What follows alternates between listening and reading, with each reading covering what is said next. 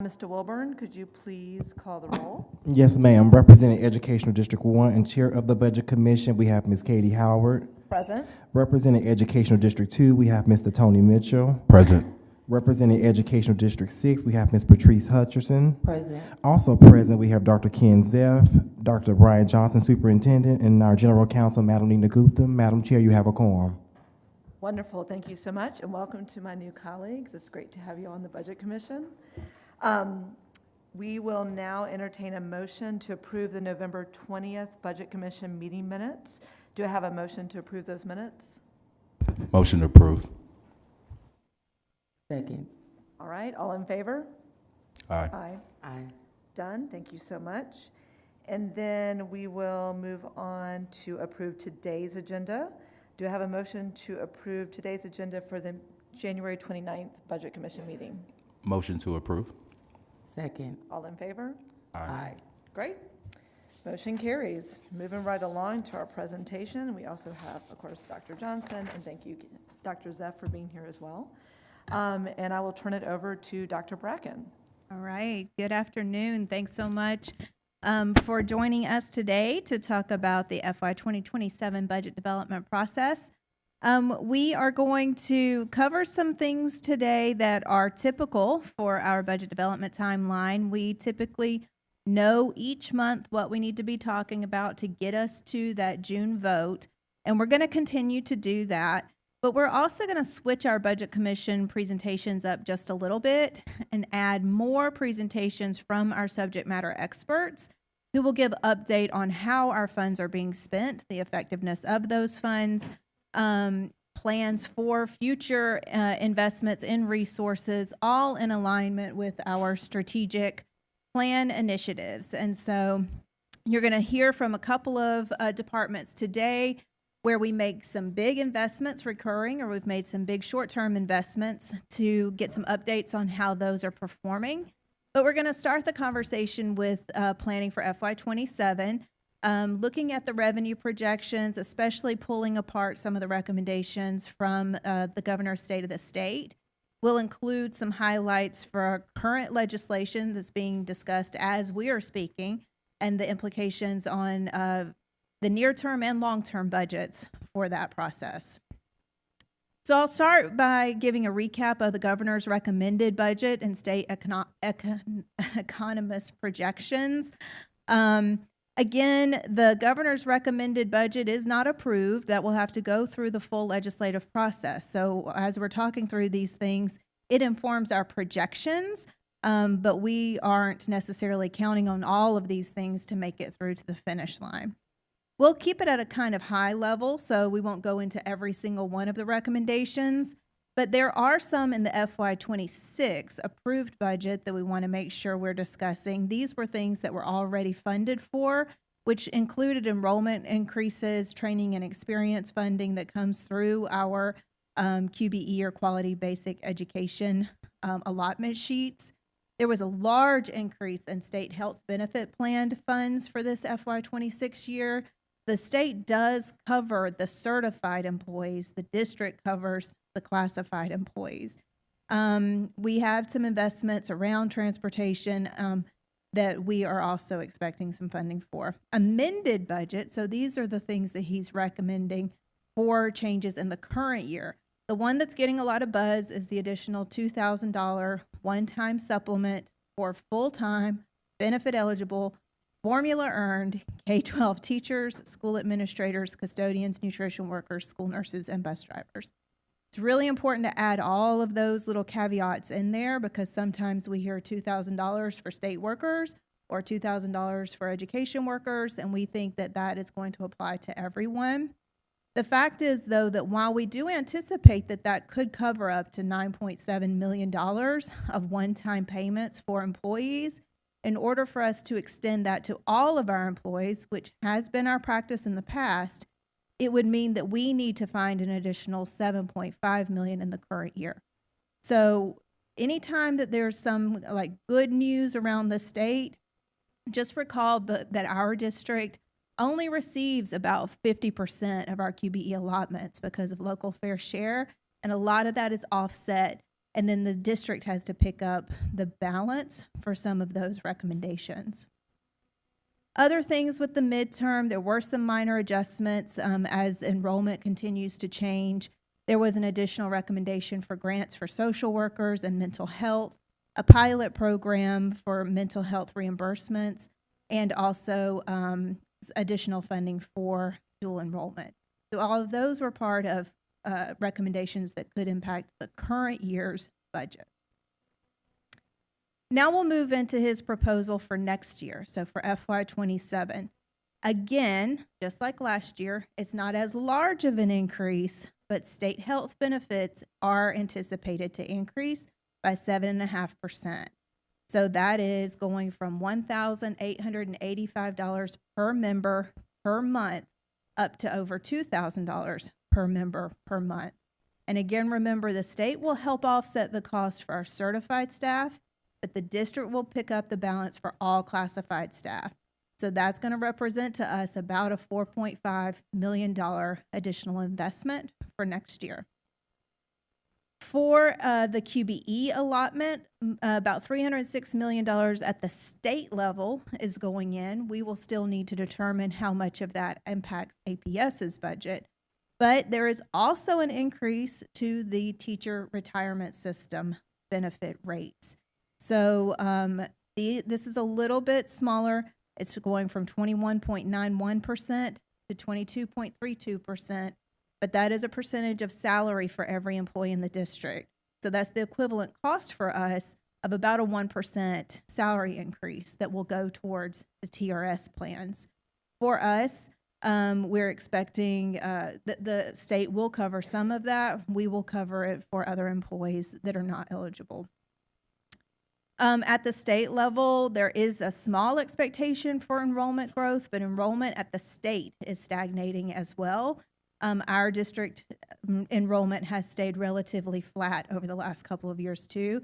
Don't anticipate a lot of new money for students. And then there is some funding, a significant amount of funding that's going towards the QBE equalization grants. These are dollars that go to other districts.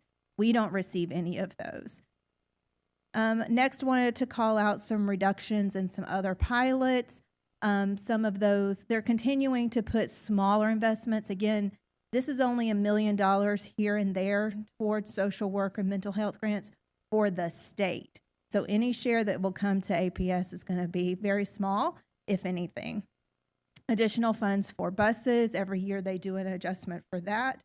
Local 5 mil share will go up, which is an offsetting amount to how much we receive. There are some investments to expand pre-K.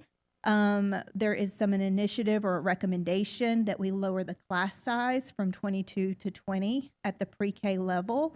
That would mean additional state funds coming to us to support our pre-K programs, our state-funded pre-K programs. So that's one we'll definitely keep an eye on.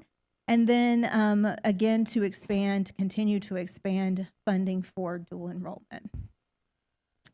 The takeaway from the state economist forecast, which is a part of this overall bucket, they're still not expecting a recession. We are not in a recessionary climate.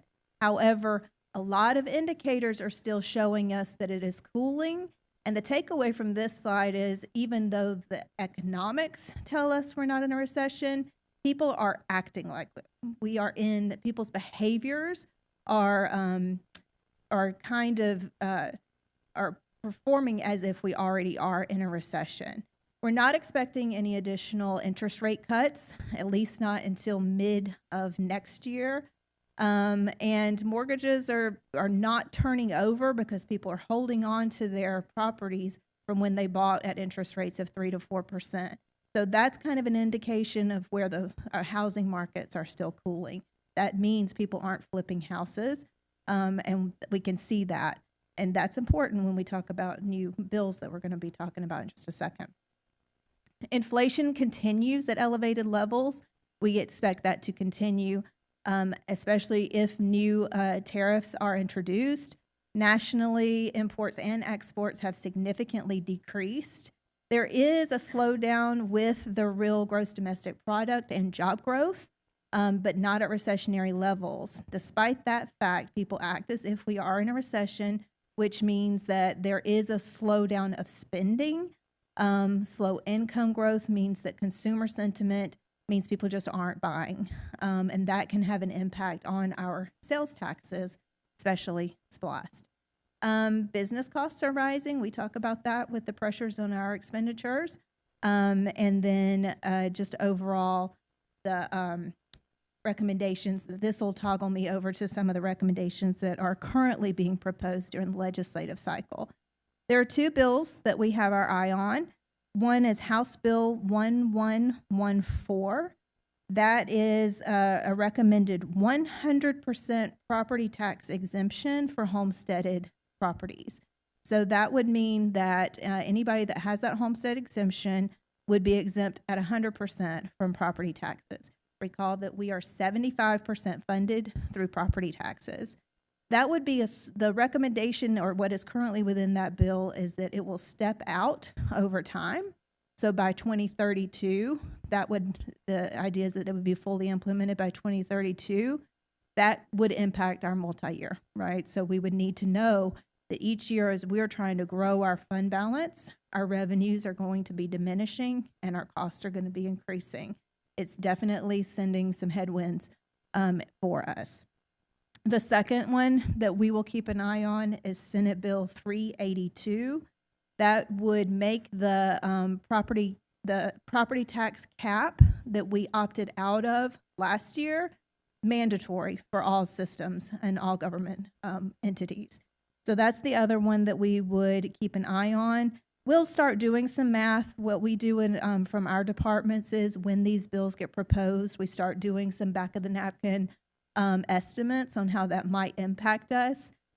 So we'll have better numbers as these things firm up. But right now we know that those are going to have very detrimental impacts to our revenue or our access to revenue over the next few years. So just want to make sure everybody's aware of those things that are happening at the state level. And before I move on, I will take any questions you have. Thank you. I know we have questions. I have some, but I'll let my colleagues start.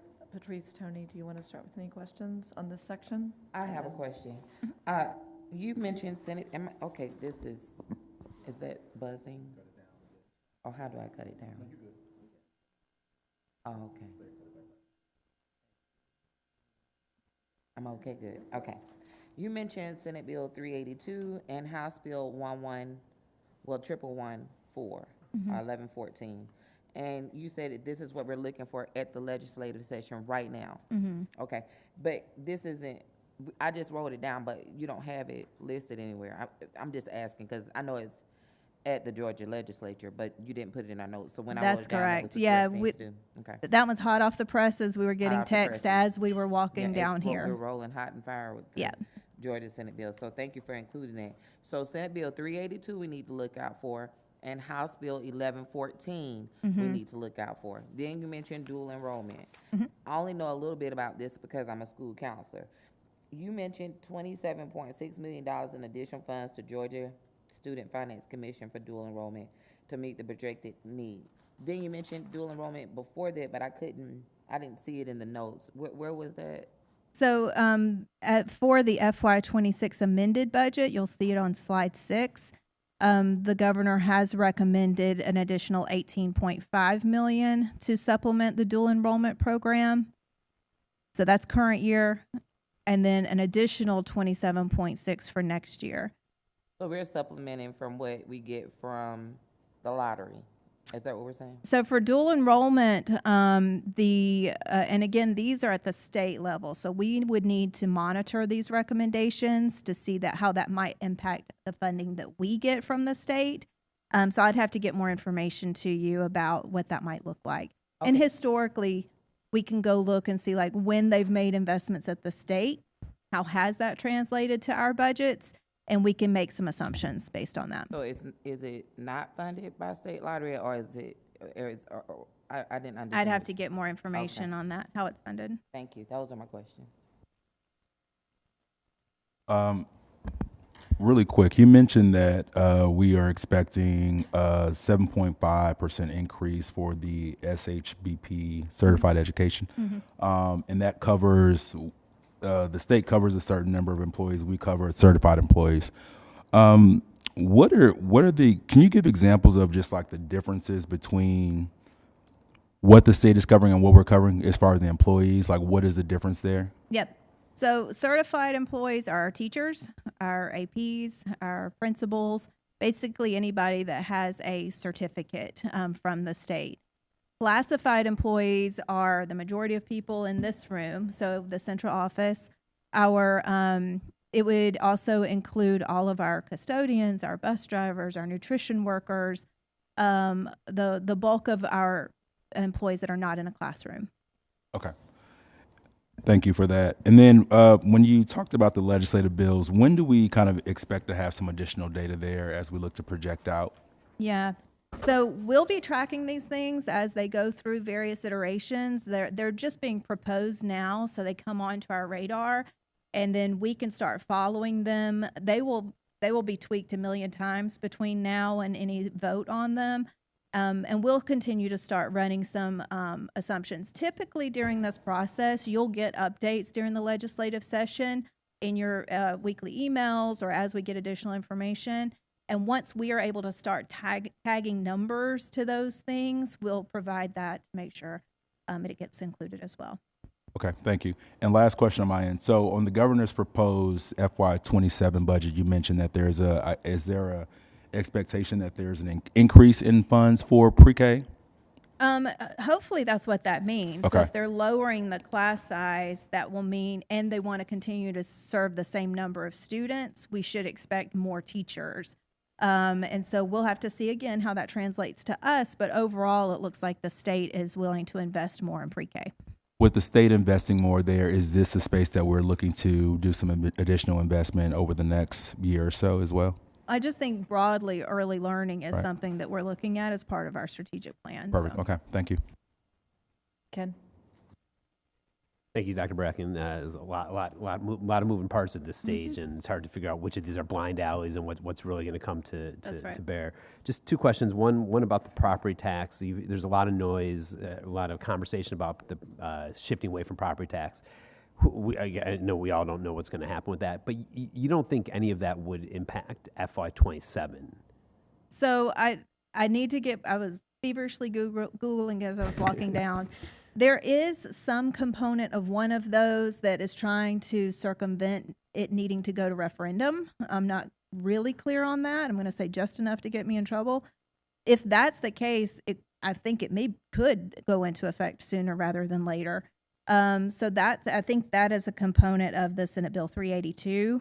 I guess because it is just an amendment to two previous bills. So it's the opt-out from the past. Yeah, so that one potentially may impact us for next year. Typically, these lag a year because they will need to go to referendum the following November, and then it would impact It'll us give us a on the little next time one. to plan That's and correct. make adjustments. That's correct. I think that I'm going to get them mixed up. One of them also includes at least a discussion around the development of a new funding mechanism. It probably is the property tax exemption, the 100% property tax exemption one, that would introduce a mechanism similar to our SPLOST. Right, like I saw this flossed. SPLOST, it would be like an additional 1%.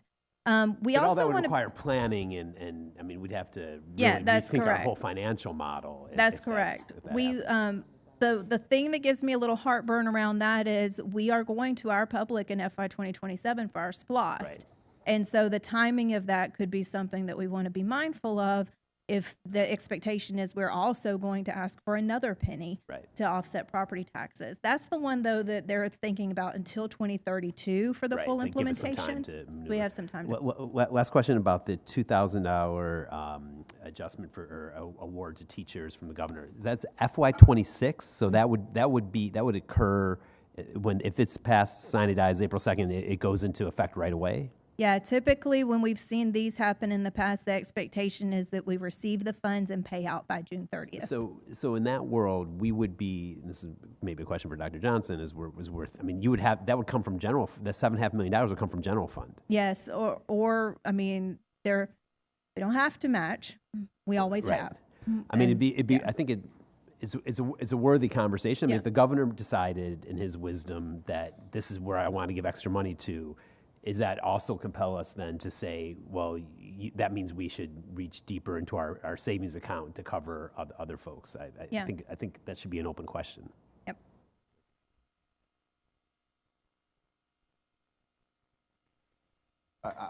I would only say, I've experienced very similar in Tennessee. The governor always did stay the state, and they say these things that are broad.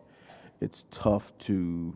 I was at Bunch this morning. Like you can't run a school without a school nutrition team, or you can't get kids to school without bus drivers and the educational assistants that are in the classroom. So I always have heartburn when there's a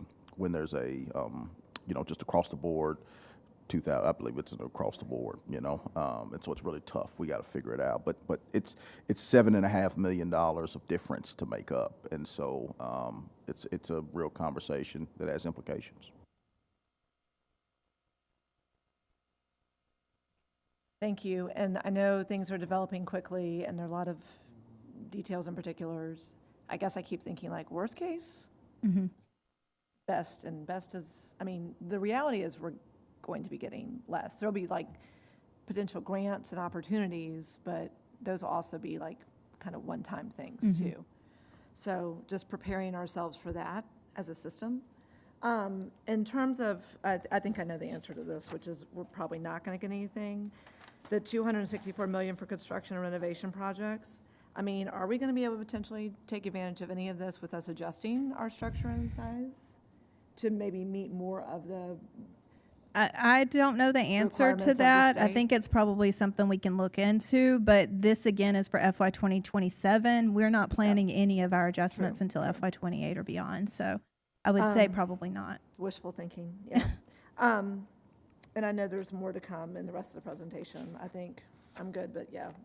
The reality of what we think we really will have to fund and support based on things we think are very, very probable. Thank Yep. you.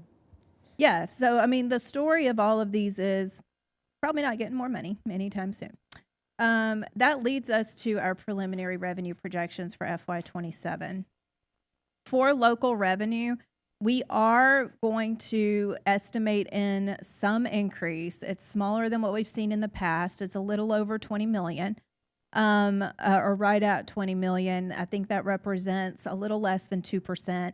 Our TAD collections for FY 26 were higher than expected. Recall, we do receive pilot payments for some of our TADs. So the growth is happening somewhere. It's happening in our TADs, and the pilots that we got back reflect that. So we can go ahead and assume for next year a little bit of additional cushion on those TAD pilot payments. But the commercial values outside of those areas are continuing to stagnate. And so we have 0% growth built on commercial for some of those areas. Currently, unfortunately, we're continuing to have to project the increases on residential because that is where our property taxes come from. That would be impacted in the future around these bills. So keeping in mind that we are highly dependent on that revenue stream. For the state, we are currently projecting a decrease.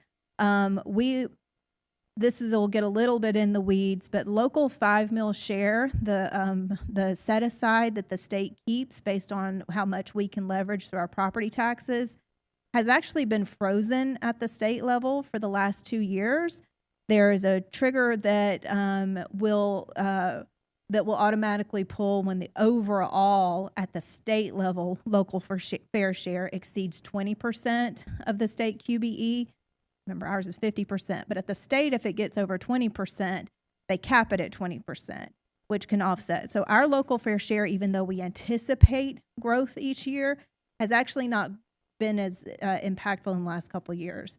We don't want to put our eggs in that basket for FY 27, that it will be capped at the state level again. So the decrease you see here is based on some assumptions that local fair share will not continue to be capped. If it is, then hopefully state comes up flat, maybe up a little bit. But again, our enrollment is relatively flat. We will see increases around to support TRS and the certified employees for state health. Federal funds, we just wanted to give an update because we get questions around this a lot.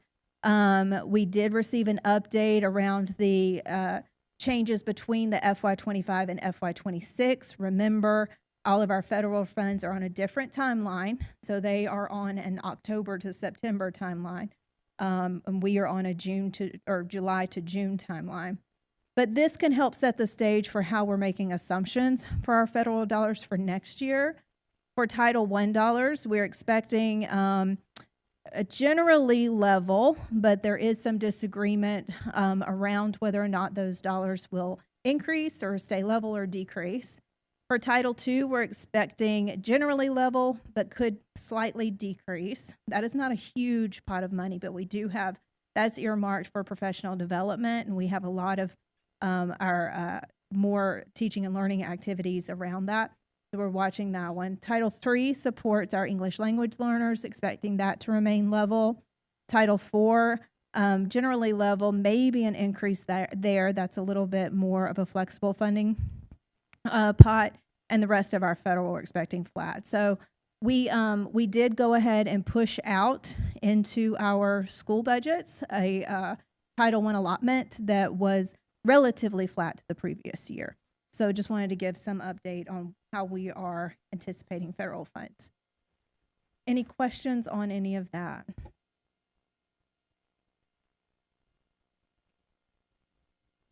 So, Board Member Hutcherson was asking about it staying flat, which basically means we don't, definitely not increasing and hopefully not decreasing in terms of our title funds. Do you want any more?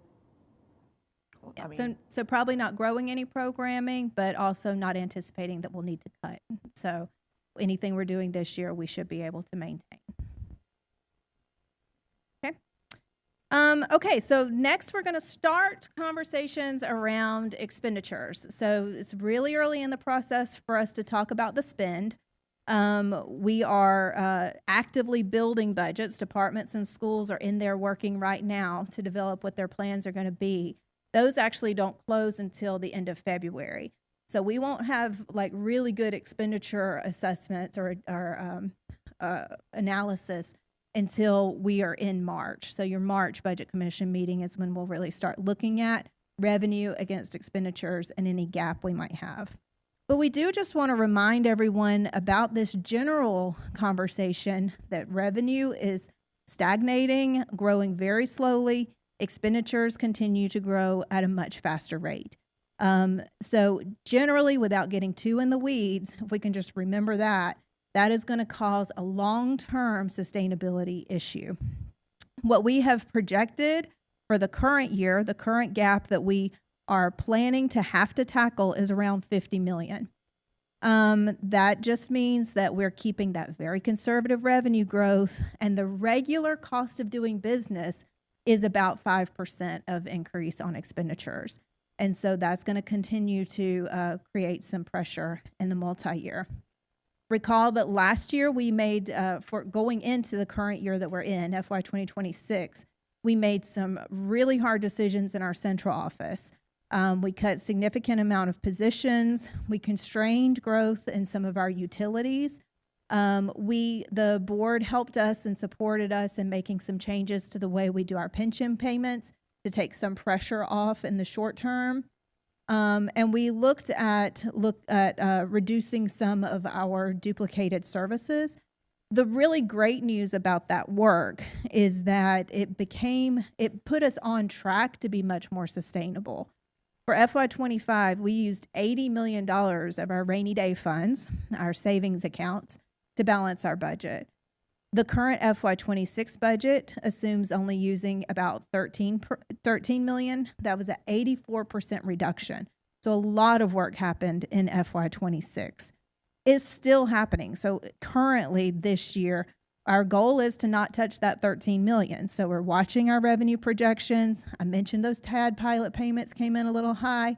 We're tracking really closely. The goal is that we start this year to either become less dependent on fund balance or to start restoring. Again, the goal is to restore. However, there's always something that is pressuring that effort. So just like with last year, when we were able to cut $70 million out of the central office through personnel and non-personnel and mid-year hiring freezes, the net savings was only $27 million. Because as I mentioned before, those benefit rates go up and just the mandatory costs of doing business go up. Inflationary pressures increase at a faster pace than we're able to cut. And so you'll be hearing those same conversations again this year. Even as we're cutting, you'll see growth in other areas. And especially as we intentionally invest in new programming and new initiatives in alignment with our strategic plan, we're going to have to continue to make these trade-off decisions. What will we stop doing? What will we do less of as we invest in new things going forward? I teed up a little bit around the Rethink of Budget Commission to prepare us and have us thinking more about where these investments are going. We're going to start having less of me, more of my coworkers, my team and peers talking to you at these Budget Commission meetings, telling you how their resources, how their budgets are being used to meet your strategic plan initiatives.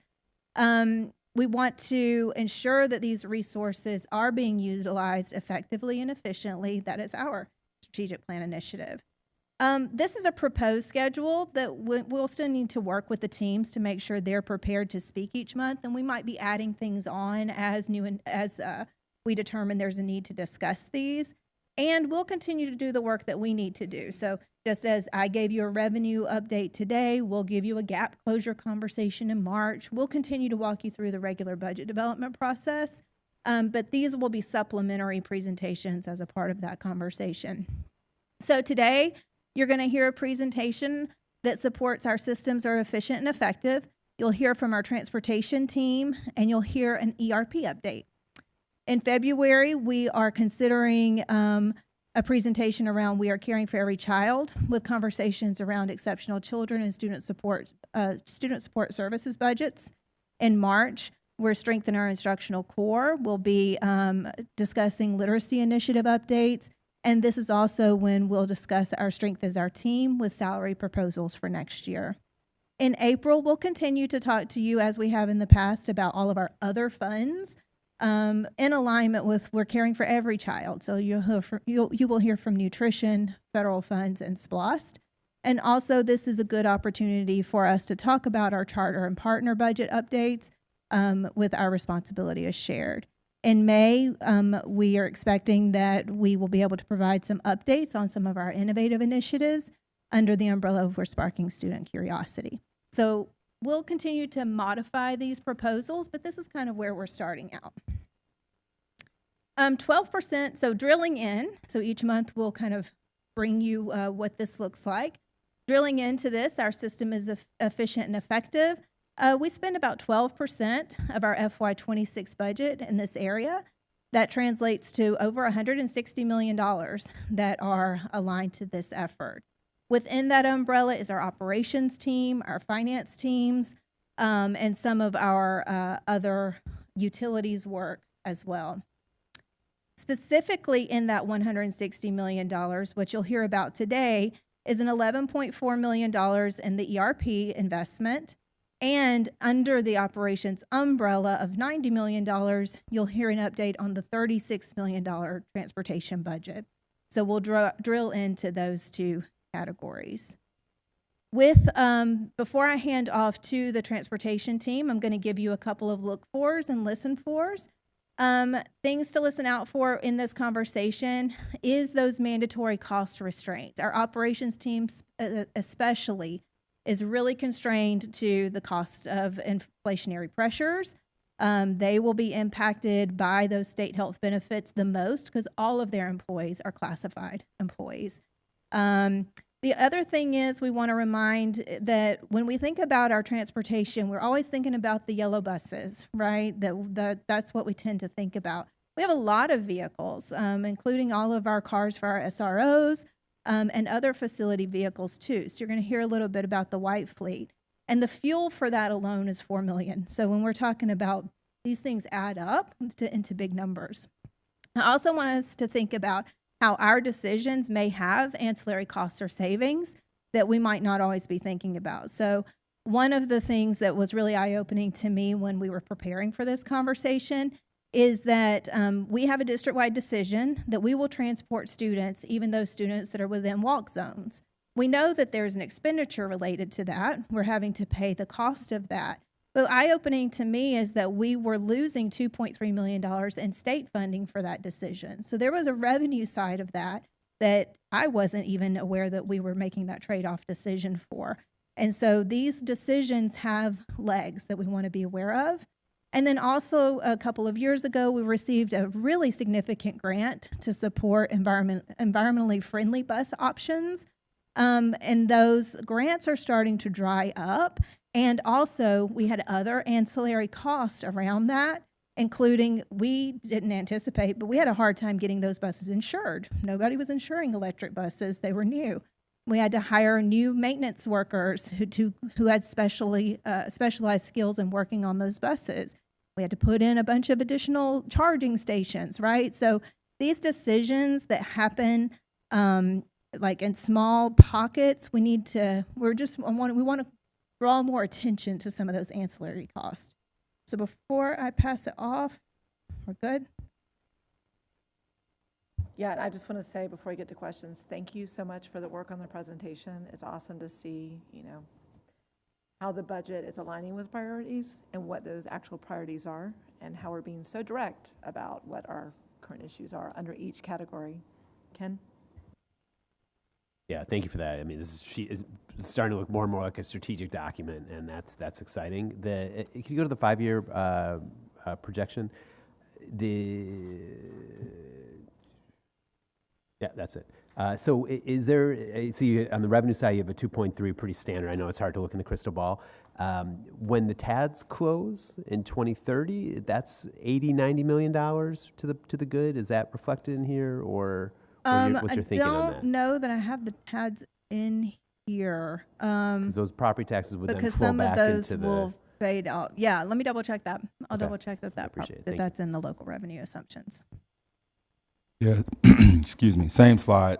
What is accounting for it seems like the revenue growth is pretty consistent around 2.3%, but there's a pretty sharp decrease in the expenditures from 27 to 30. What is kind of causing that decrease in that So period? from 2030 to 2031, we pay off our pension. Say again, I'm sorry. We will pay off our pension Okay. liabilities in 2030, between 2030 and 2031. That's going to represent about $45 million coming back into the district in that 1 year. That's the primary change. Other than that, we've just got incremental increases on expenditure buckets in our assumptions. I will say that I'll be meeting with the budget team over the next couple of weeks to firm up this multi-year. This does not have some of our recently approved merger closure conversations in this. We'll double check things like the TAD decisions. We will probably build in a model that contemplates this 2032 property tax. So we're going to do some more rework of this. This is a pull forward from last year's multi-year. So this isn't exact, but we want to set the stage of this gap of revenues growing at a slower pace than expenditures, kind of agnostic to the details of what's in. And last question here, and this is a bit more nuanced, but how do we define a walk zone? I think they're going to talk about that. We'll Okay, talk about perfect. that. Thank you. Yep. All right, I'll pass off to the ops team. I have one little thing. yeah. Sorry.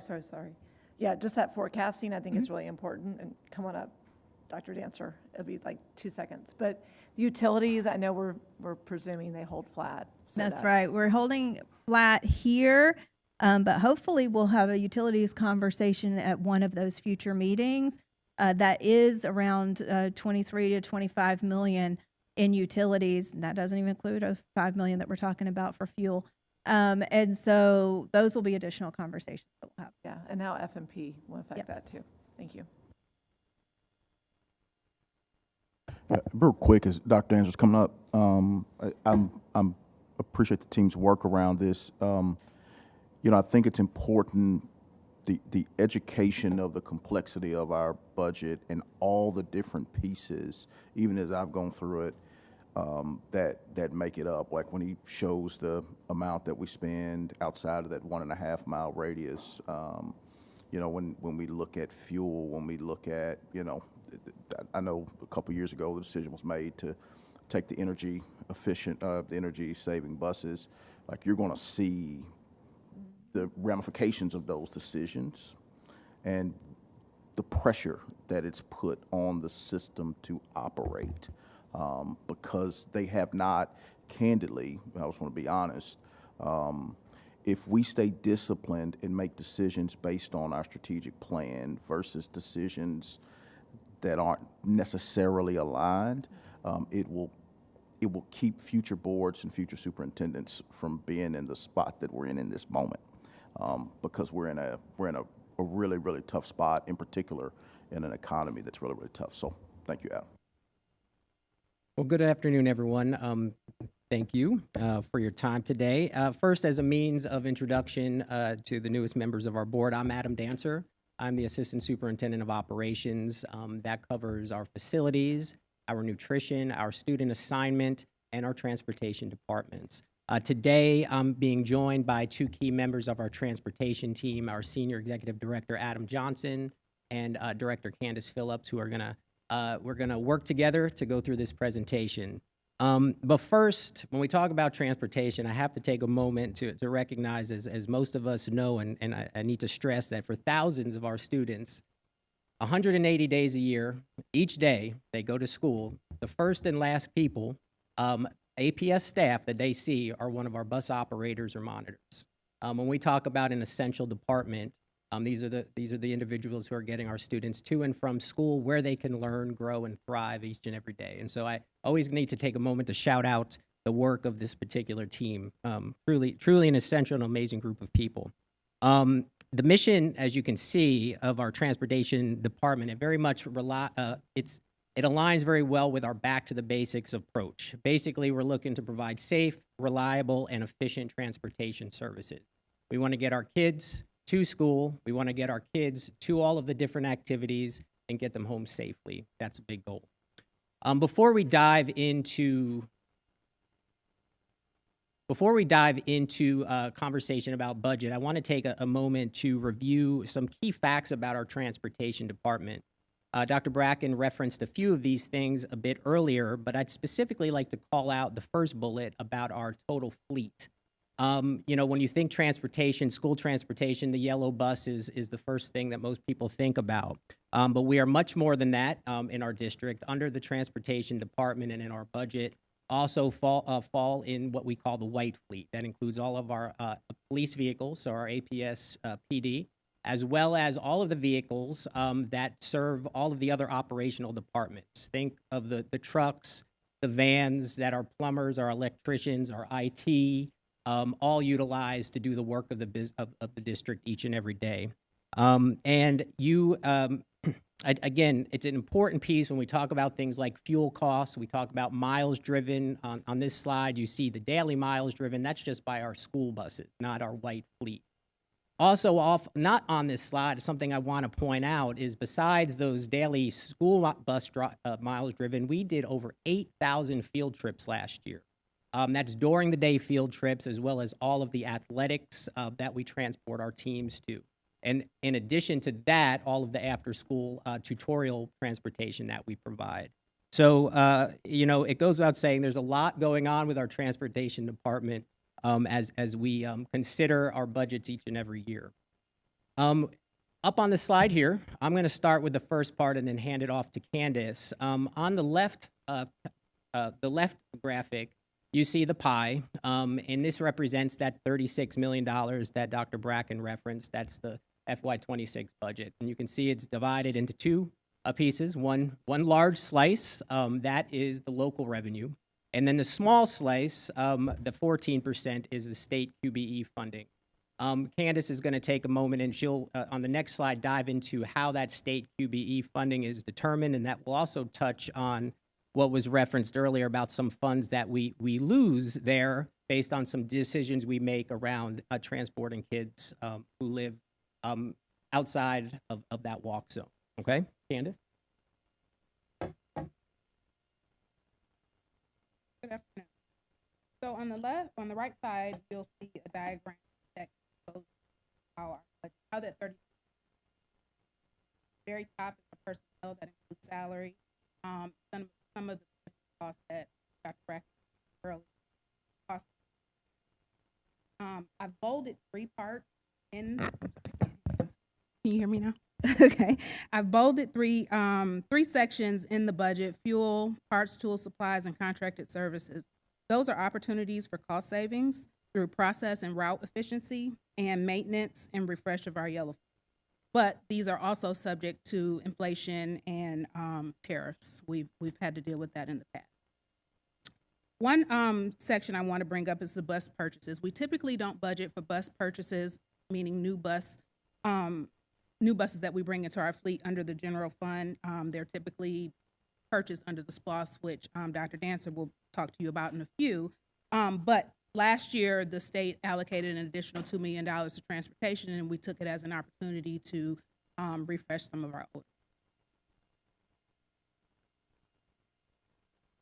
So the next slide kind of goes through the QB state funding. So the DOE provides limited funding for student transportation.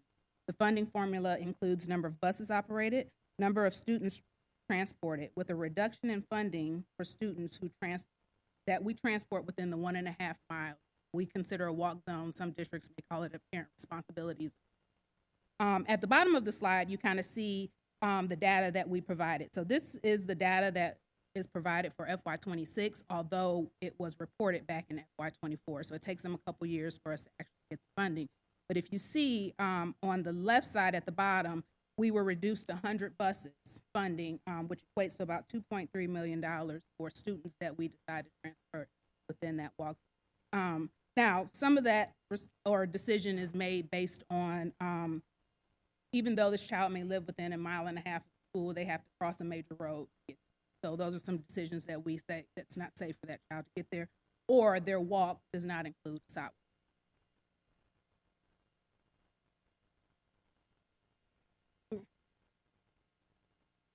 And I do want to highlight, to speak to that, our walk zone or parent responsibility zone, we call it walk zone, for elementary school is within 1 mile of school. We don't actually utilize the 1.5. So our elementary school routes students, it's within 1 mile. So that is a change and a decision we make at our level, at our district level. I want to jump to, we referenced here, there are additional funding sources beyond those general funds we just spoke to.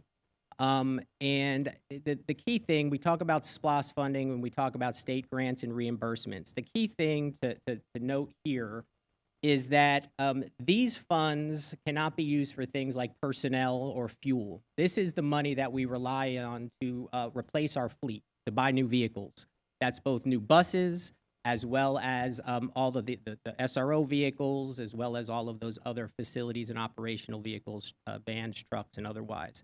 One of the things I put up there on the SPLOST is that we're estimating, as we're planning for SPLOST 27, a need for about $7.3 million for over a 5-year period to help replace existing vehicles.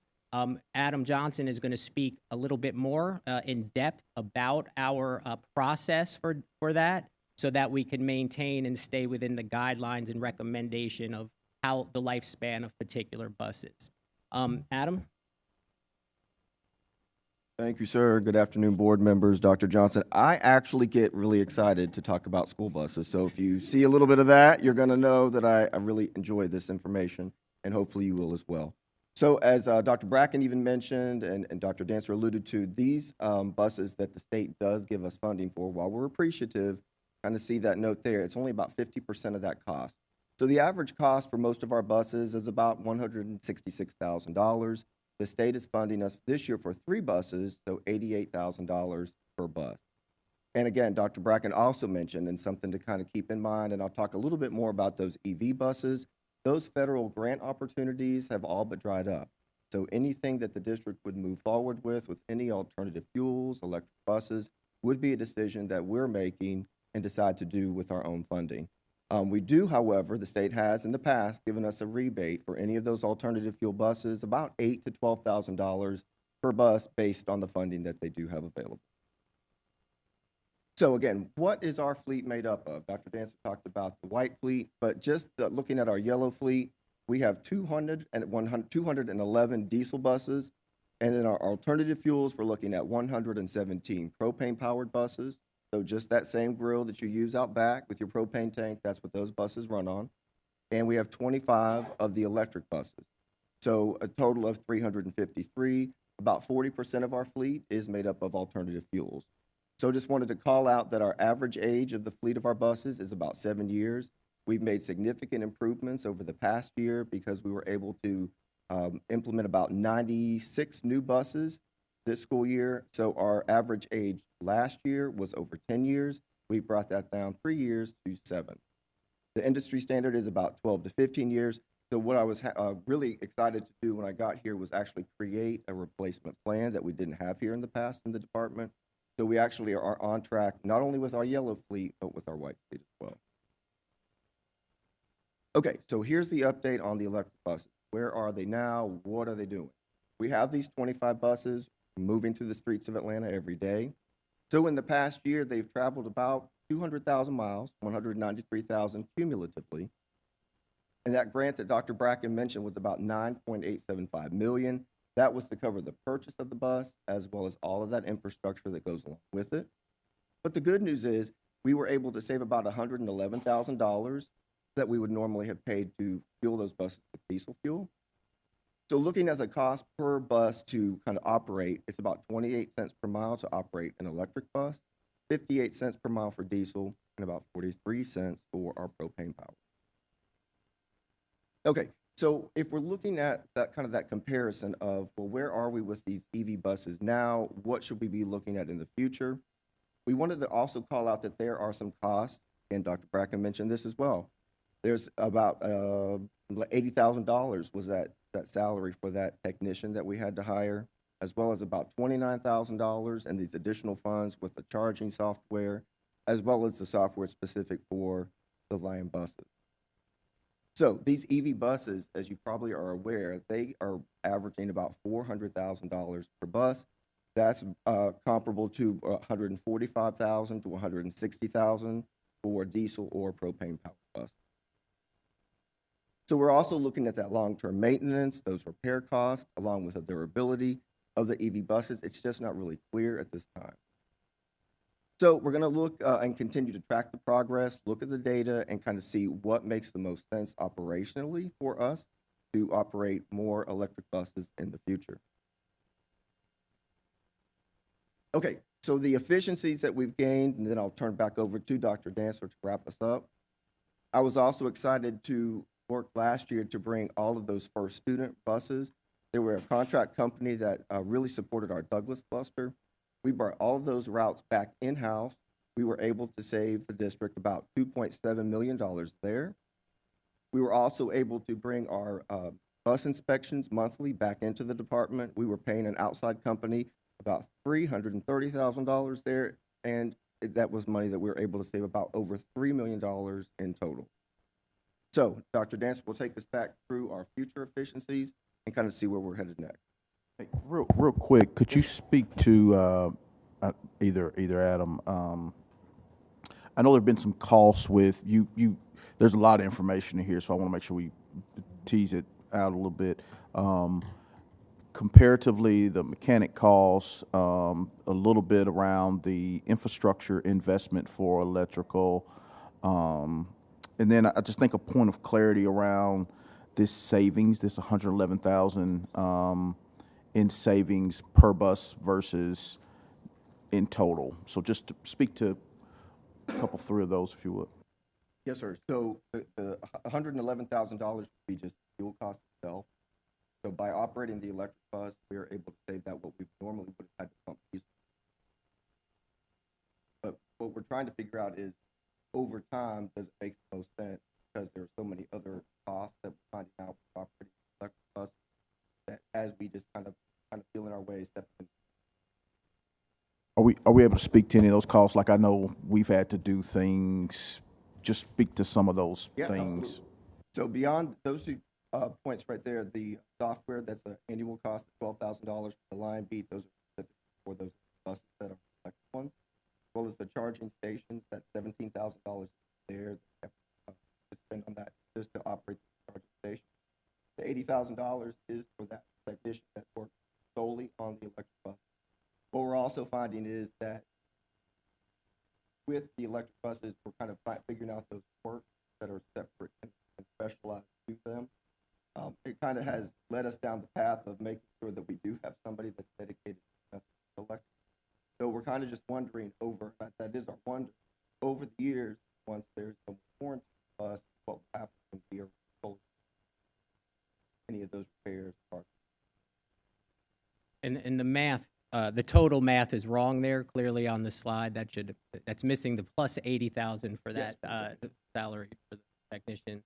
And to lean in, I think we're relatively new in the electric bus world for Atlanta Public Schools, and I can't highlight enough as someone who is come kind of new into the role here in the operations side. You know, I'm asking questions like, you see the difference. It costs $380,000 for an electric bus, right, versus $145 for a clean diesel, $160 for a propane. At what point, you know, do we make the money difference back? Obviously, electric bus fuel cost is a lot less, but it's going to take numerous years to get to a point where you're kind of breaking even.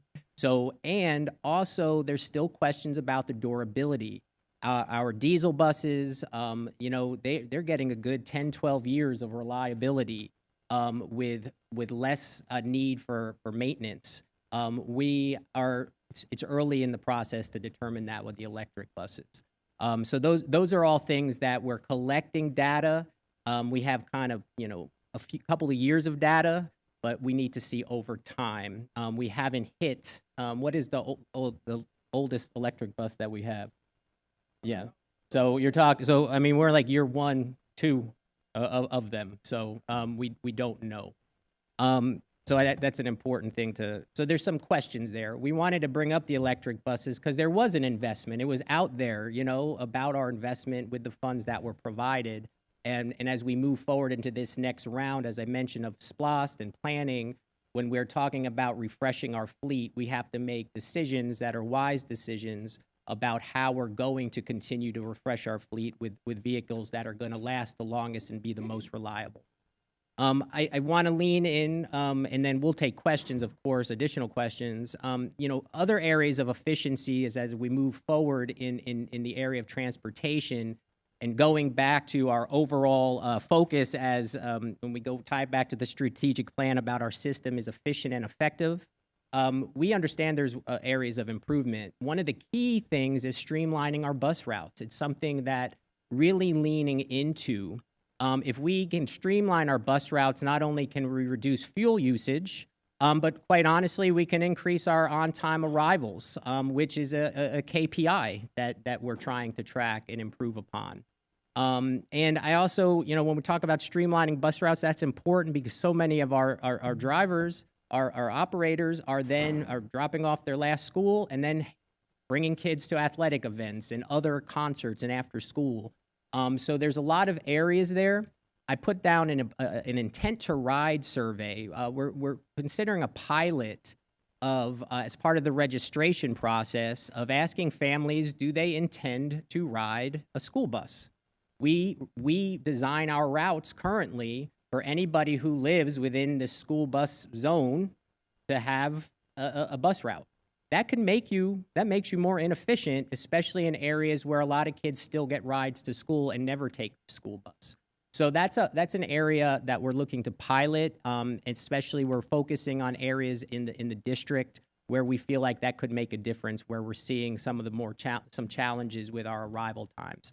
Additionally, we have to continue to look at our contracted services, our parts suppliers for cost savings opportunities. And we're also, is in the area of operational efficiency, this ties together several departments. We have buses that have camera systems, but they're not live feed camera systems. And so we're looking in ways in which we can have a live feed on a bus. So if there's ever an issue, not only can our schools, our transportation, and in many ways, most significantly, our Atlanta Police, our APSPD, can see what's happening on the bus in live, not waiting for it to get back to the yard to pull the footage. So these are all areas we're trying to improve on efficiency moving forward. And with that, we'll take any questions. Thank you so much for the presentation. I have a few quick questions here. Do we have a percentage of the students that we know live in these walk zones? We have, you have the percentage. We No, it was bring mentioned about 5,000. 5,500 students who we transport. That's where that's where we're losing the funds. Those are kids, mostly elementary school kids who live between 1.5 and 1 mile to school, that we transport. The state does not give us credit. Okay. About 15%. 15%, okay. And then question, as we kind of look out over the next couple of years, how does our facilities master plan and the changes there kind of play into all of these other numbers? I mean, I know there's going to be some consolidations going on, some schools closing. How does this all kind of work together? Sure. So a few ways. We actually will see some of that in the coming school year with our Douglas 9th grade going back into the main Douglas building. We actually foresee that. Now this is going to provide some efficiencies, not necessarily budget savings. Instead of having to drop off at 2 different campuses, we will just be picking up and dropping off at a single campus. So as our routers are working through that, we foresee that improving our arrival time to that particular campus. Longer term, transportation's at the table. As we look through, is at the table a key member, as we look through what the zones look like, as we develop them over the course of the next year, the bus routes and what's going to make us most efficient will be a big part of that. But ultimately, I don't think long-term we see huge, it's not the budget savings in some cases as much as it is about increasing our efficiency, getting kids to school faster, more on time, getting them home faster on time. And that frees us up to also make sure that perhaps we're not having to rely on calling in, support because we're running behind. So all of a sudden we're pulling another driver to go do a route because they're going to miss the pickup time for a basketball game or something. Thank you. And then last question, as we talk about future efficiencies and just the health of our fleet in general, has there ever been a conversation around alternative transportation options? I'm thinking like MARTA. I know some of the larger cities use some of those MARTA systems or the local bus system to get students back and forth. Has there been a conversation there? Was there any cost analysis that we can look into on that front? Good. I don't know if you can speak to that. I could speak of it more from the school level on that from my. Yeah, my former district, I was executive director of transportation, Charlotte Mecklenburg Schools, Charlotte, North Carolina, and we actually worked on that for about a year and a half. The rub or the pushback from the parents really centered around safety, and while there were opportunities there that we found that we thought, gee, we really could tag along with in some of these routes that there's a bus stop really close to this neighborhood. The parent, I think, feedback really was that we just don't feel comfortable putting our students on the bus with an operator who doesn't have their best interest. What I'm really proud about are the drivers that operate these buses every day, do care about the students, and that's where we would, putting them on public transportation is great, but I think that concern is that safety is just not really there yet. Yes. Thank you. And it's a great point and something I think we need to continue to lean into more with conversations with MARTA and find ways in which we can increase that partnership. And quite honestly, it's also shifting the mindset of the adults, right? That MARTA is an option and it could be something to get your child to school and to other places, especially as we think of things like a school of the arts and things like that.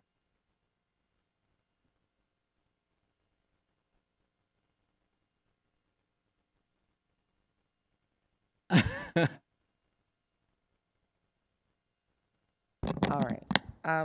Thank you again. It's Mr. Dancer. I'm so glad to know you're over transportation and nutrition. Yes. Okay. And facilities. Emphasis, you just a big old job, okay. So, is it Mr. or Doctor? It's doctor, I guess officially, but it's okay. Dr. Dancer. It's okay. Sir, Dr. Dancer, okay. The diesel, fleet that we have is 211. Our propane fleet is 117. And the newest ones are the electrical vehicles. I'm on page 29. Have we considered for one of our future efficiencies, since this is the newest amount of buses, being able to dissolve those buses and put that funding into our diesel and propane, since we know how to upkeep those, we know what their sustainability is, especially since we are having this facilities management, like my colleague just said, and I see North Carolina, okay, Mr. Adam, or Dr. Adam, okay. And if you could talk into the microphone, because when you guys come together, you're not talking in the microphone, and I don't hear all of what you're saying. All of what you're saying is golden information. I'm just wondering about the electrical vehicles and dissolving and putting it into the fleet that we know more about, since we're not getting future funding from Yes, the ma'am. grants. Right, and a all. great question. The grant does require us to operate those buses for a minimum of 5 years. So we know we're going to have to operate those through at least 2030. If we don't see that return on investment that the manufacturers have been touting for several years, we absolutely will do that. And just to kind of make sure that you know, we do continue to purchase diesel buses. The technology has improved so much that they actually have a badge now. They're called clean diesel. So you don't see a lot of the exhaust fumes that you would normally see from our older fleet. So we are still investing in clean diesel as well. And a follow-up, and I want to thank you for coming up. And I don't know much about, cars and purchasing and all that kind of thing, but I would think that dissolving this fleet right now, since they haven't been used as much, would allow us to put it into the fleet that we are used to having while we have optimum time with, they're just a year old. Yes, ma'am. Dissolve it and be able to create more money for the ones that we are familiar with. Is that not an option? I don't think so with the grant required us, because it's a federal grant. It did require us to operate the buses for a minimum of 5 years. But we can definitely go back and check on that. So there was a federal grant that I guess the district applied for in 2023. And as a requirement of that grant, you have to operate from the time of starting to operate, because obviously in 2020, they didn't come immediately. I think they came last year. Well, I know they came last year. And so from the time you had them, you have to have them 5 years. And so that's where we're in the midst of that. And that makes sense. I would say, because I understand grants a little bit. So, and as I end with my questioning, did you mention that you all are adding more diesel buses? Did I hear that correctly? Well, we are adding, the latest buses, and to go, I do want to be clear, we're not saying that the EV buses are not working well. We're saying it's just looking long-term sustainability and costs. They are operating each day, they're picking up students, they're on our campuses, they're in our yards, each and every day. It's just those long-term decisions. As we look at purchasing vehicles moving forward, that's what we're taking into consideration. So we're leaning into all of the different styles of buses that you see. Not so much the EV currently, but more in that propane and diesel. And there are pluses and minuses to both of those. The propane, you have to take into consideration getting those filled up, and the distance, and making sure your routes are in a place where you can get them filled and not run out of fuel. You got to take in the diesel, as Adam mentioned, there's clean diesel energy. So the energy is getting better, but it's not an alternative fuel vehicle, which I know is something, as we look towards sustainability and other things, are a big important part of our work. One more question, then I'm definitely done at this point. Can you give me, if you have it, a projection of what we're going to be buying in the future?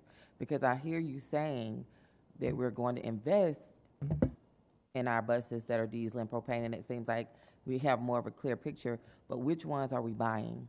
Do we know that? Yes, ma'am. This year, so when it hits July 1, we'll be placing an order for 22 buses, and they will all be clean diesel. And the reason is for that, most of those will be for our DEE, our special needs buses.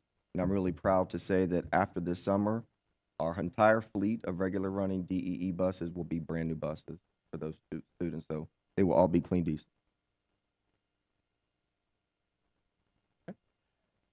Thank you. I actually have a question on that, just to clarify. I think you can bring clarity to it. We now are on a replacement cycle. So when you look at our fleet is really beyond the industry standard because we're at about a 7-year average age versus the 12 to 15-year window. But in order to stay as ahead of the curve as we can and to keep us from being in like a flux rush purchase, we're going to go into a cycle where we're purchasing 12 to 15 a year. So clarify for me, I'm asking questions now. Why 22 this year? I think it's important to note why we're purchasing 22 when we say we have a plan that's going to purchase 12 to 15. Yes, sir. Great question. So the 22 this year, as I mentioned, will be to get rid of the 14 of the last DEE buses that are the 2012 and 2014 models. So we're getting rid of those.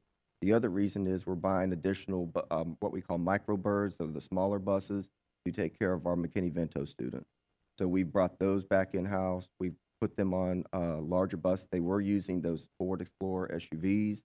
But what I found is those students are riding the buses for 2 hours plus because they're coming from Cobb and from all over the place, different counties. So we wanted to put more students on the bus. It's the most efficient way to use the bus, and it's better for kids. They're not riding the bus for 2 and 3 hours. So that's the reason, Dr. Johnson, for the additional purchase this year. Thank you for all of this. I mean, already seeing changes that are happening to make things more efficient. And not that we need to like be in the weeds of transportation, but this is a great example of the impact of our decisions and essentially making sure that we're operating as effectively as possible so we'll have more money to spend on other things that impact students. And I'm glad Board Member Mitchell brought up facilities master planning because that was something we absolutely talked about and another reason to make sure that we adjusted our structure. I know there's short-term things or it's going to take more time, and then there's, looking at F&P down the road.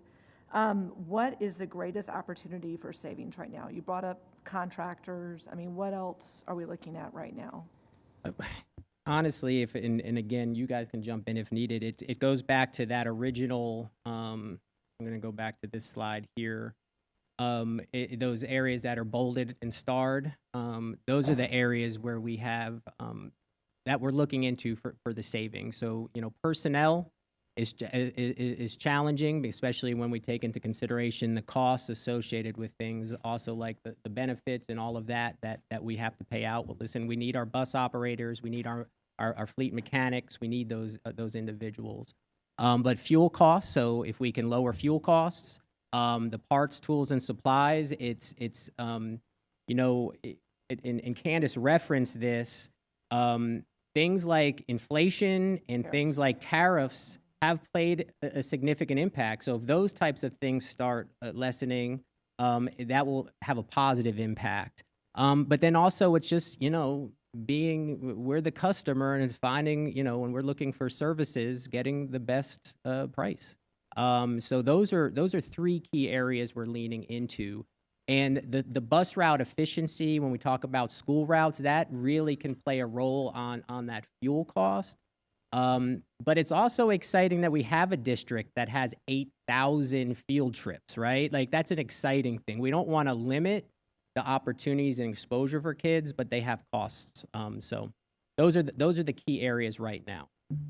That's helpful. And then, like you're saying about the walk zone and aligning with the state, getting that money, hopefully. And then looking at, the realities of our system, I absolutely am sensitive and appreciate bringing up like crossing major streets and how it's not possible for some walk zones, but also taking advantage of the Beltline. I mean, we talk about the TAD benefit, and that some schools have really started with more biking to school and creating those routes. So absolutely how we can maximize things people are already doing, with sensitivity and attention to the fact that, you know, different areas of the city are going to require different things around transportation, and 100% about how MARTA can come to the table as we start to look at high school choice options. So appreciate all the work that's been done. I think all my questions have been answered. So yeah, this is hugely helpful. So thank you all so much. Oh, sorry. Yeah, Board Member Mitchell. One very last question. Do we have any data on how many incidents have happened in our walk zones? Yeah. When you're saying incidences, you Just mean any like safety accidents, Yep. safety? We can look into that and see if we can get some Okay. data on. Thank you. Okay.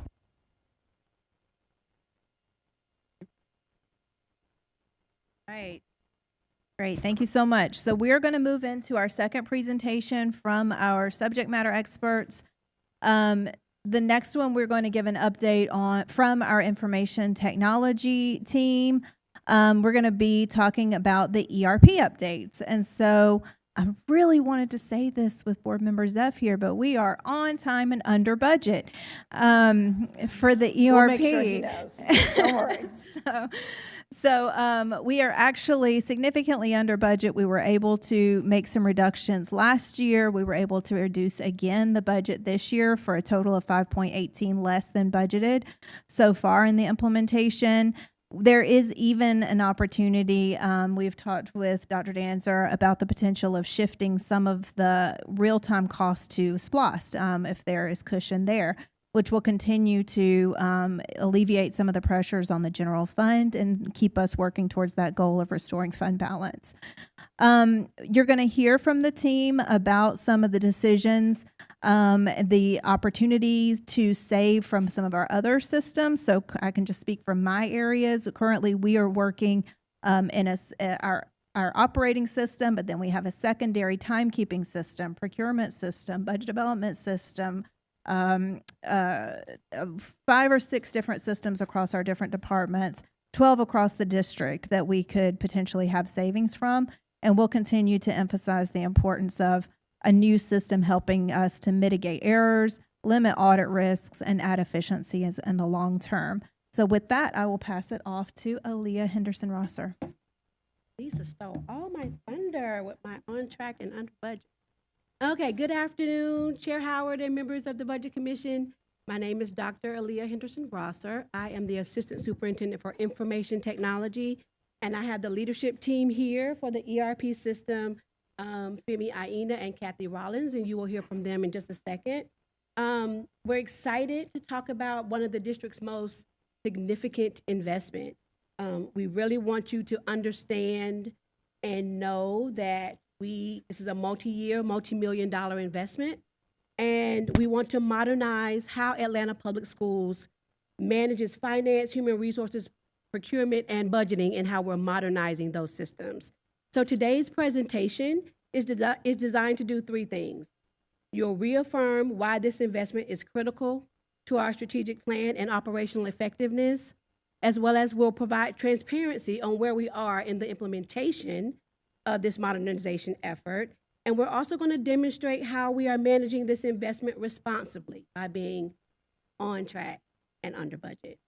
So you'll not only hear about the progress, but how we're protecting the district's investment through strong governance, disciplined project management, and intentional change management. So this is what our employees are saying. This was a lot of the data that we collected around whether to move forward with an ERP implementation. We commissioned an independent system, Gartner. They came in and they did an assessment, and these are what some of the statements that our employees made about our current systems.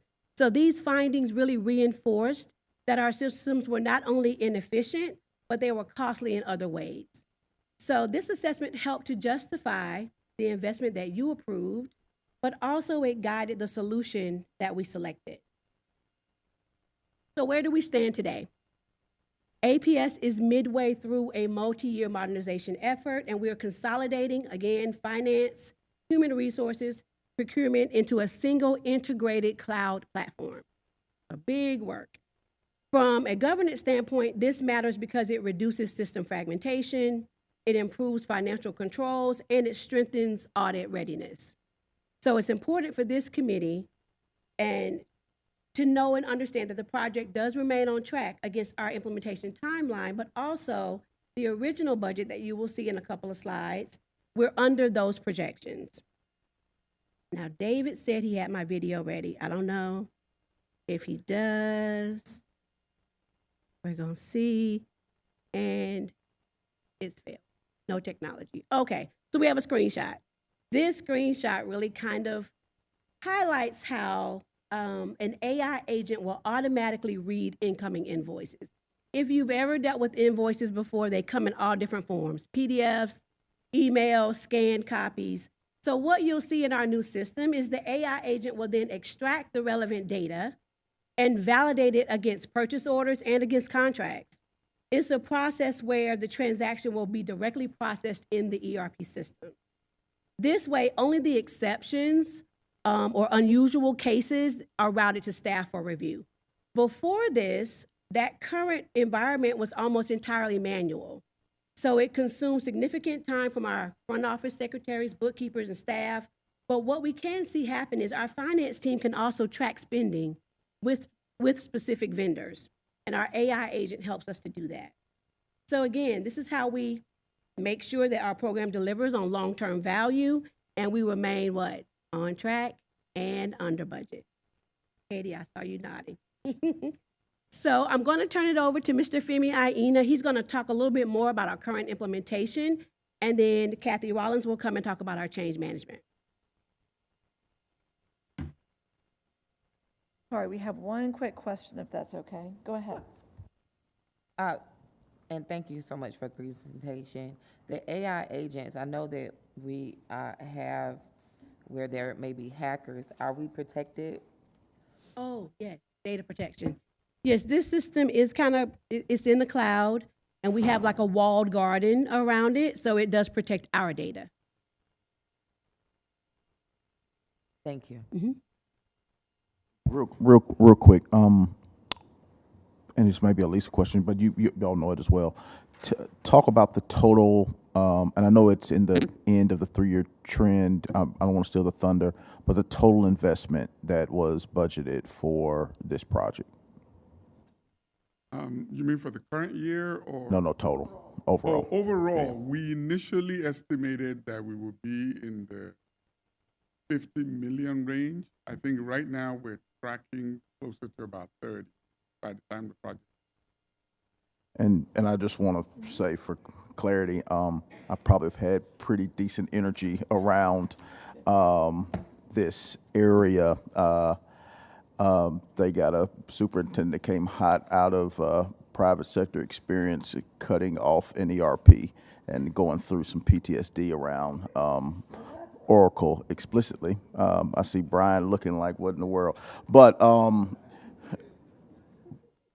they've had to justify to the nth degree why this investment is important to student achievement. I'm really careful about, like, this is a major investment decision that was made that we're trying to navigate through in the midst of, I know I'm talking to the folks who don't want to hear this again, but in the midst of like a lot of really tough decisions.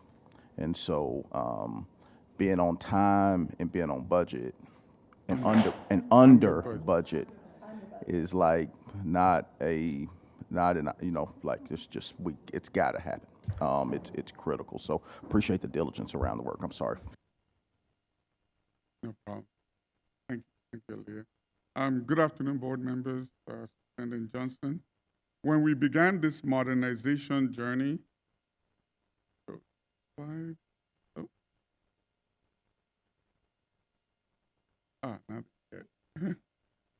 we began this modernization journey almost 3 years ago, we engaged Gartner, leading industry experts, to conduct a comprehensive assessment of our current environment.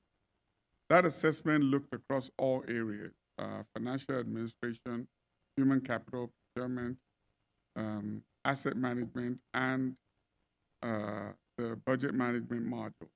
And it basically concluded that our platform was lacking in many areas and needed to be brought into a new age. This formed the framework for our modernization journey.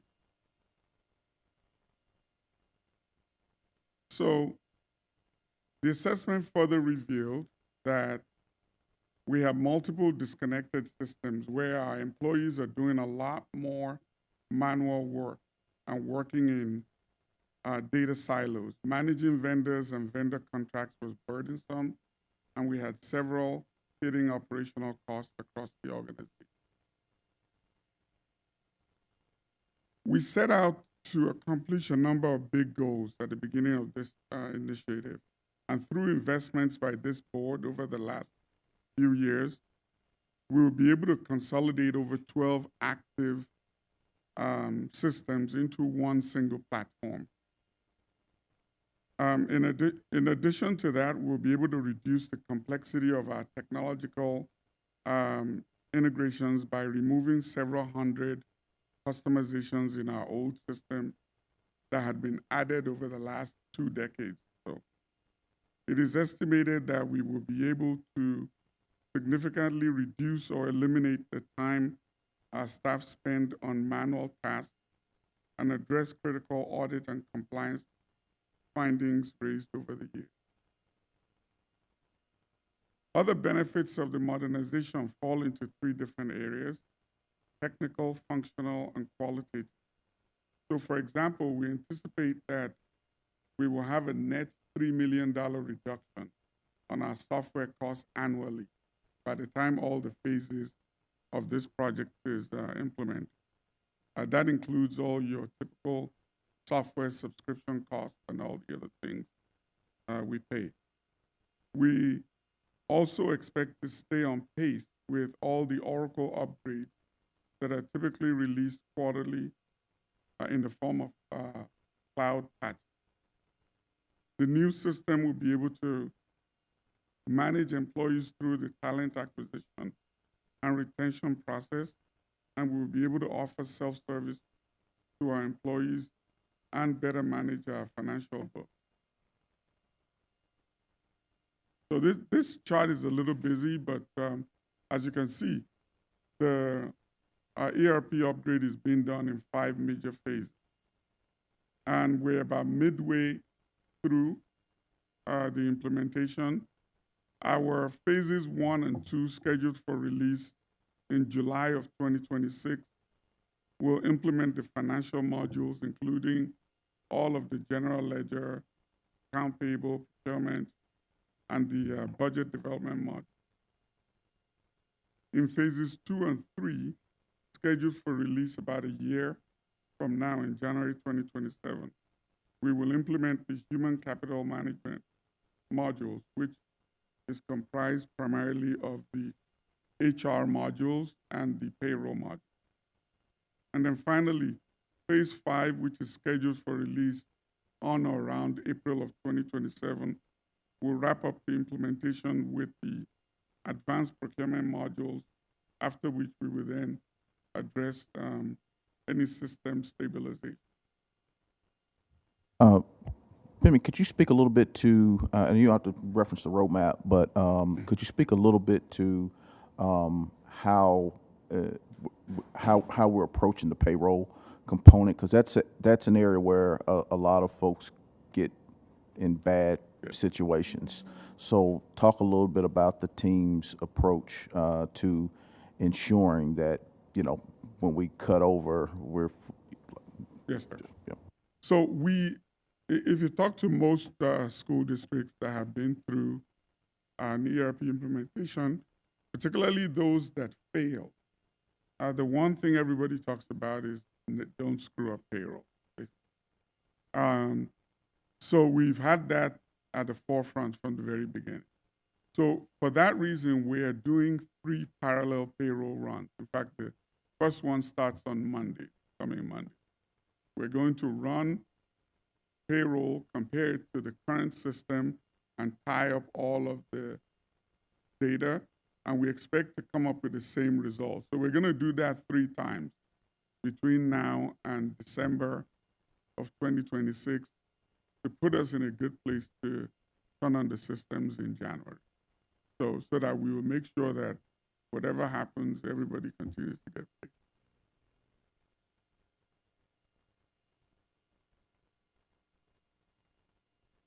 So if you look at the, thanks to a high level of engagement and dedication from our business teams and our technical teams, I'm happy to report that we are on track,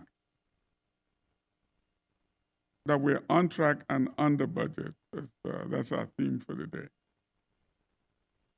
So for last year in FY25, compared to our 8.74 million budget, we actually came in a little over $2 million under that budget. And this can be attributed to the project starting midway through the year, and then a decision that we made early on to delay the onboarding of a parallel team to help us with the project.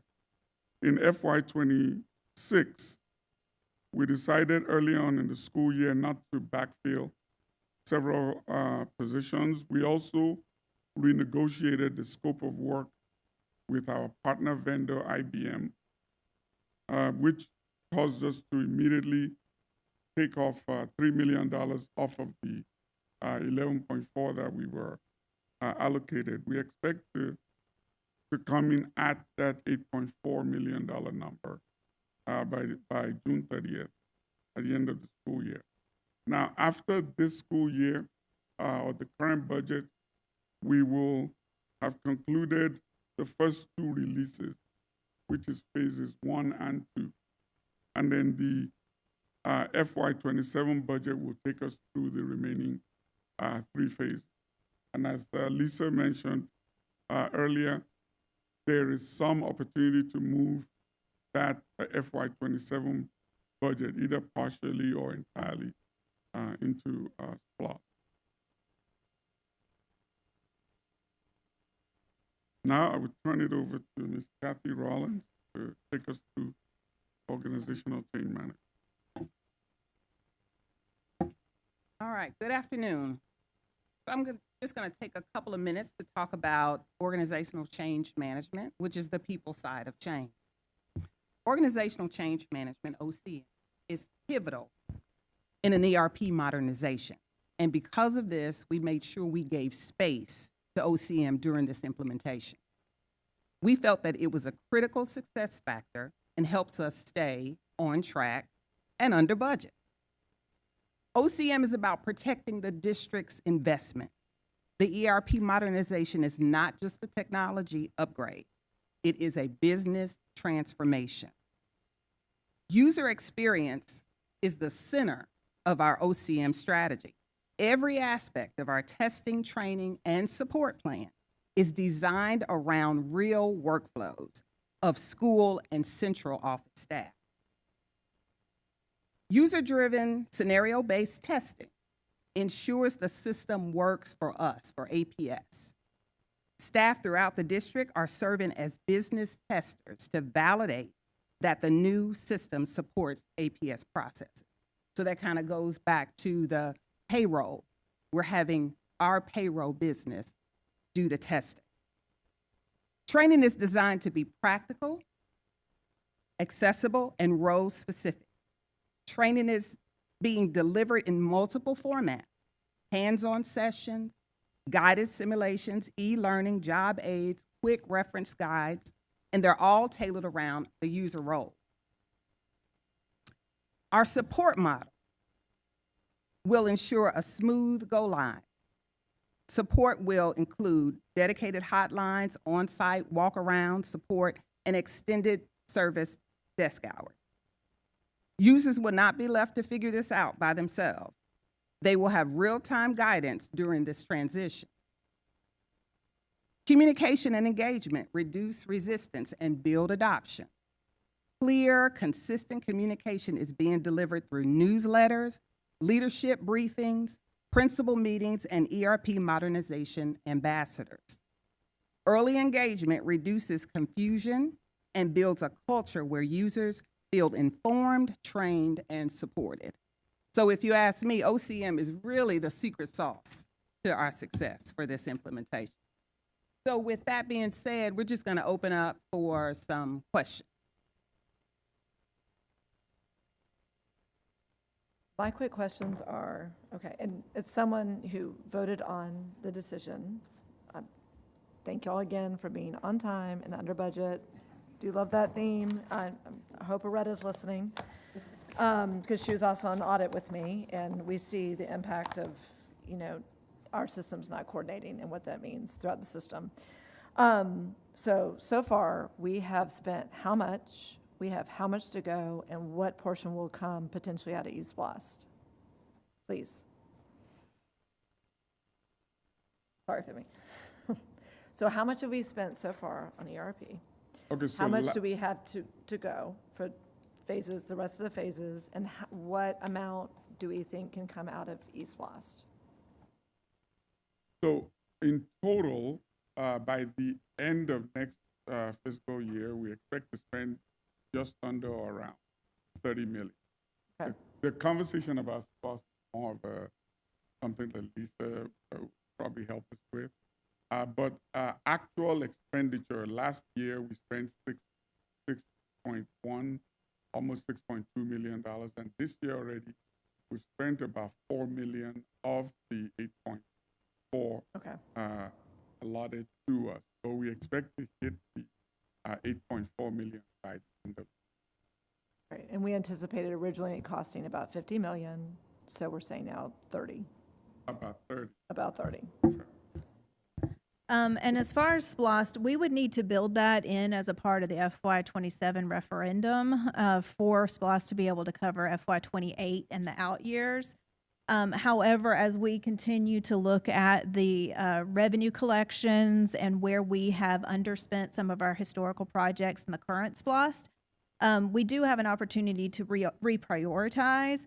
Those conversations are happening now. I've put my plug in to try to get SPLOST funding for even the current year or next year. And even if it's $1 million, $2 million, wherever there's cushion, we're taking crumbs from the current SPLOST. And we can reclassify charges that have already occurred this year to offset some of the general fund pressures. And so in the current year and in FY27, it's going to be working within the existing SPLOST where there's cushion. But then we will fully build in a request in the FY27 SPLOST going forward to cover the balance. I appreciate all of that, especially looking right now. And that's why these updates are so helpful for us, too. The ERP modernization, that is for systems, operations such as payroll and efficiency, not with instruction in the classroom or anything. It's just dealing with payroll and all the systems that you It's our just business shared. technology. Not instruction in the classroom. That's right. Or any of our educational places. Okay, sounds good. Thank you.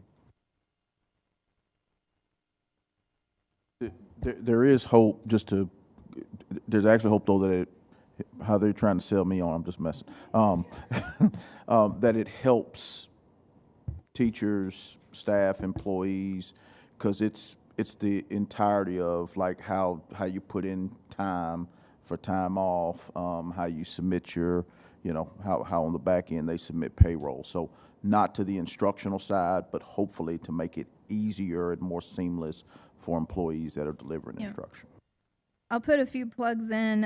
The invoicing system that Aaliyah mentioned, that is a direct benefit to our customers in the schools, because right now they are emailing an inbox, and it takes our team just combing through it to identify like who's going to pay it. It is 100% manual. So all of those systems are going to be much improved, and our customers are going to feel that. The other place I wanted to put in a plug, the reason that these things are moving so quickly on time under budget is the motivation of the team. Our current system is, we have been working against the system for years. And so the team is motivated to get this done. But Femi mentioned one of the cost savings in the current year is we have foregone backfills. So all of my team is doing their current day-to-day job and the full implementation. And so want to shout out Tanisha Oliver. She goes live with her financials June 30th. Her team their pictures were up here a minute ago. They are sitting somewhere else during the day doing testing and then coming back, and they're doing their day-to-day work in the evening. So Kudos to that team. Around the payroll, I have no heartburn and I'm losing no sleep over payroll. Cassandra Burgess is overseeing that process and she doesn't drop a ball. So, so that process is running smoothly too. Very confident in not only what my teams and our work will improve, but how we will be able to provide better services to our customers with this implementation. Just want to say thank you from us as well. We know that it's been a lot of work, so thank you all. Yeah, y'all seen those audits, you know. Okay, so thank you so much for the teams. I really like this new process. I'm excited. I learned so much as I get more information about how our dollars are being used and where we have opportunities to become more efficient. Going forward, where we are in the budget process right now, I mentioned at the beginning, our schools and departments are creating their budgets. Those will close out at the end of February. When we will be able to do what we call our consolidated budget. It's the first time we bump all of the revenue estimates against all the expenditure estimates, and that's when we know what that real gap is going to be. Then we start the work March and April to balance that budget so we can bring you a balanced budget in May for tentative adoption. We'll meet again in May to refine that tentatively adopted budget, and we'll bring you the final in June. A lot of moving parts over that time. As we continue to firm up the presentations for the Budget Commission, we'll keep you aware of that. And at that point, I'll take any additional questions you might have. I think everyone's good. Appreciate any updates on the items we talked about pending in the General Assembly. So Yeah, we'll keep keeping an eye. us in the loop on that. And then, yeah, our next meeting is March. February? Yeah, I think we currently have it scheduled I for skipped February ahead. 26th.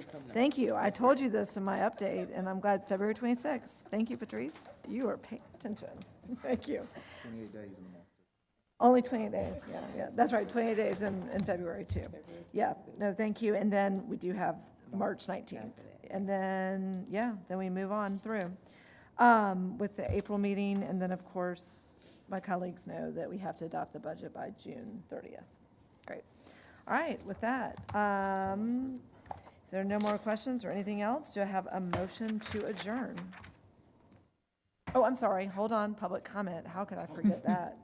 Do we have any No public public comment? comment. Anyone? Great. Thank everyone for being here today and for all the presentations and updates. All right, motion to adjourn? Motion to adjourn. So moved, I guess. Or second, yep, all in Second. I don't favor? know how to Aye. do it. We're adjourned. Thank you all. Thank you. Thank Still you. learning it.